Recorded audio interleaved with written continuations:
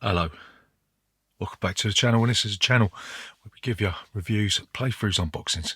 Generally like to talk a load of bollocks about tabletop gaming in general, and in this video we're going to be counting down our top 5 games designed by Antoine Bauza. We did reach out to Antoine and he has agreed to take part in this video. He'll be giving us his brief thoughts on each game that is on this list, so we do thank him immeasurably for that. So remember, if you're new here, please consider subscribing to this channel, leave a comment in that section down below, and we'll see you after this.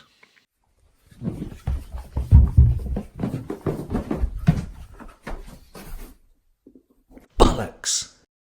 So yeah, this is our top 5 games designed by Antoine Bauza. We're very grateful for Antoine to join us today. So yeah, Antoine, do you want to introduce yourself and tell us a little bit about yourself? Hello everybody, thank you very much for inviting me onto the channel.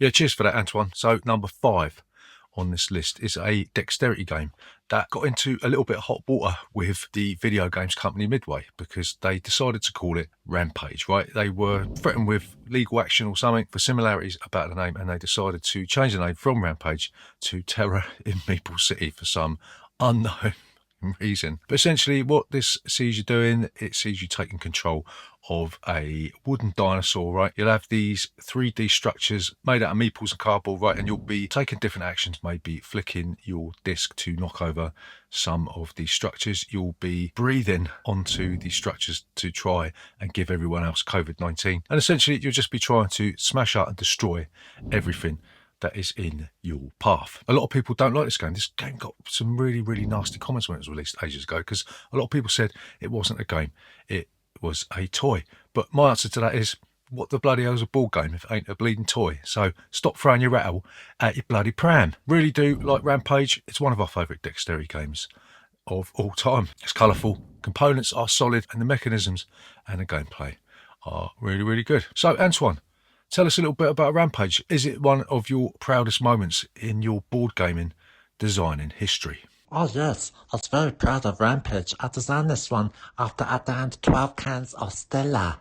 So number 4 on this list is a game that features a little panda. It's Takanoko. In this game, you will be manipulating a panda and you'll be manipulating a gardener. You'll be trying to grow bamboo or maybe cut down bamboo to fulfill objectives that are on cards that will give you points that will win you the game, right? Aside from the really cutesy theme, this game had some solid mechanics. It's got a nice blend of skill and luck. You can be rolling a weather die that's going to give you a bonus at the beginning of each turn. And you've got this modular board that creates itself as the game progresses. It's a very simple game. A lot of people don't like this because it is too simple. And certain board game reviewers have classed this as boring, but they can shove that opinion up their arsehole because we really do like Takanoko. Antoine, this is one of your best-selling games of all time. What do you reckon about this one, mate? Oh yes, Takanoko brings back some really nice memories. It was originally designed as cultivating a marijuana forest, but Bombix pulled the plug, thinking it wouldn't appeal to 8-year-olds. So number 3 on this list is a game called Tokaido. This is another Japanese-themed game. In this game, you will be making your way along a coastal path towards Edo, which is, I think, modern-day Tokyo, isn't it? And you'll be stopping off at different points along the way. You might be stopping to grab something to eat. You might be stopping to get souvenirs.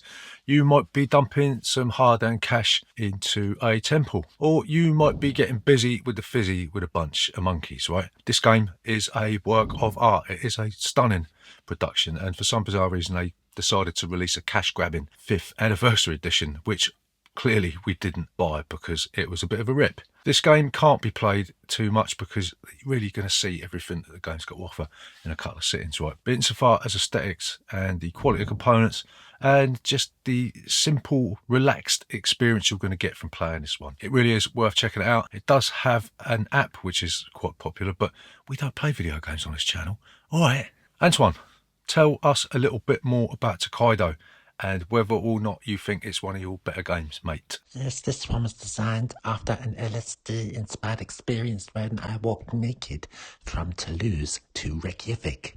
Number 2 on this list is a game that we still haven't beaten. It's Ghost Stories. This is essentially a tower defense game where you'll be visiting these different locations or different personalities on the board that are set up on a grid system on these tiles, right? And you'll be using these abilities of the places you go to fend off hordes and hordes of ghosts that are coming at you from all angles. The rules on this one are a little bit too complicated when we first got this one many moons ago. I was left scratching my head to start with, but once you get over that hump, once you get over the iconography and you get that baked into your brain, Ghost Stories poses a really tough challenge. There's a couple of expansions for this. I can't remember what they're called now. One's white and one's red, which we ain't got, by the way, because we're still waiting to try and beat this one. But if you're up for a really hardcore challenge and you're not worried about monsters being under your bed at night, then Ghost Stories is certainly a game that you should think about checking out, because it is one of Antoine Bauza's best games. Antoine,